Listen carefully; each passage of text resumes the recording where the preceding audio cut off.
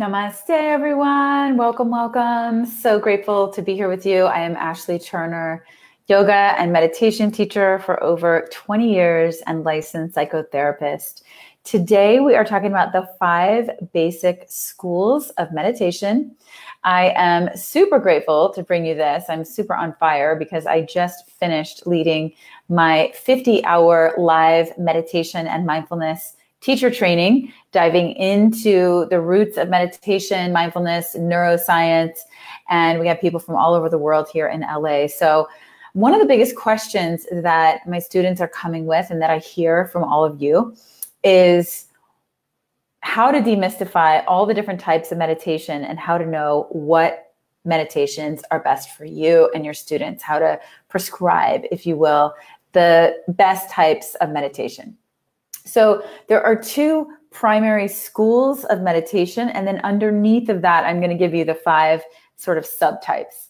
The 2 basic schools, if you will, of meditation are formal practices of meditation, which you might think of as sitting down, practicing meditation, setting aside 10, 15, 20 minutes, and then an informal practice. So we have formal practices, which I'm going to give you 3 basic types of formal practices, and informal practices of meditation. Informal practices of meditation are ways that we might slip into a meditative state throughout our day, and how do we weave mindfulness and meditation into our everyday. So I'm going to talk about those in just a second. But for now, formal practices of meditation. There are 3 primary categories of formal practices of meditation. The first primary category is called concentration practices. So these are, in yoga practice, we talk about having a one-pointed focus. And in the yoga, in the 8 limbs of yoga, we have yamas, niyamas, asana, pranayama, pratyahara. Then we get in the 6th limb of yoga is dharana. It means focus or concentration. So we know that beginning to train the mind, just like you go to the gym and flex your muscles, your biceps, you do lunges, you're flexing the muscle of the mind to be able to focus. And these are concentration practices. Concentration and having a one-pointed focus, then we naturally begin to become absorbed. We have moments of what's called dhyana. Dhyana is the Sanskrit word for meditation, but its translation means absorption, to be absorbed in the present moment, or to be absorbed in whatever you are focusing on. So you could be focusing on your child, you could be focusing on a mantra, you could be focusing on a sunset, and to become at one with, to become absorbed with, we reach the state of meditation or absorption. So meditation is the practice to get us there, and it's also the state of being absorbed in. So concentration practices are like a dam for the mind. They help us focus our attention so that we can then become absorbed in. We loosen our distractions and all of our addictions of the mind. So concentration is the first type of formal practice. The second type of formal practice of meditation are what's called generative practices. Generative practices of meditation are when we choose a meditation that we want to generate a certain quality. This would be loving kindness meditation. We're generating that ethos within ourselves, or forgiveness meditation, or gratitude meditation. We think about a metta meditation, that loving kindness, a compassion meditation. So you can choose a mental emotional state, and the word in Sanskrit is bhavana, to have a tone, a feeling tone. And we want to practice that state. Again, like we're building that muscle, we're practicing that psychological state. So that's a generative practice. Concentration practices would be things like concentrating on a mantra, concentrating on a candle flame, concentrating on breath, concentrating on sensation, Vipassana meditation. Those are going to all be lumped under concentration practices. And then you have generative. The third type of formal practice of meditation is what's called awareness meditation. Some people call it open awareness or open mind meditation. Some people call it contemplation.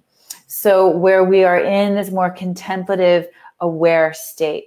In this case, we might be observing the room at large and just in an awareness of how much sensory input we can pick up on, or we might be in a self-inquiry, like a Zen koan, and we are inquiring, we're sitting with a question or a query, contemplating something, developing insight. This is where the school of meditation comes from, insight meditation, where we're cultivating that self-inquiry.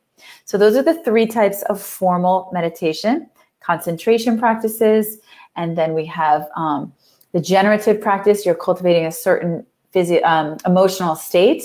And the third type is awareness or insight, contemplative practice. Then the second school of meditation, we have informal practices, which are two primary types. One is mindfulness. Mindfulness is a huge catchword right now in the lexicon, being mindful in our life, mindful when we're doing the dishes. The definition of mindfulness is four things, according to Jon Kabat-Zinn: paying attention on purpose to the present moment with a non-judgmental awareness. Very, very important that we have all four. We're paying attention, but we're choosing to pay attention. We're not just lost in a moment making love or art or in the flow state in athleticism. We're choosing to pay attention on purpose. Paying attention on purpose to the present moment with a non-judgmental awareness. And that's key because we really practice this non-judgment, compassion, being open to receive exactly what is, practicing clear insight, just seeing things for as they are. So mindfulness, fill in the blank. Mindful driving, mindful going for a walk, being with your partner, mindful communication. So mindfulness is a huge umbrella term, and we can practice anything and be mindful. And so that's a great practice to start to take on in our life and cultivate our meditative awareness in every moment of our lives. And then the second aspect of informal practice, I'm going to add to this mindful movement, because there are so many movement-based processes that bring us into a state of meditation.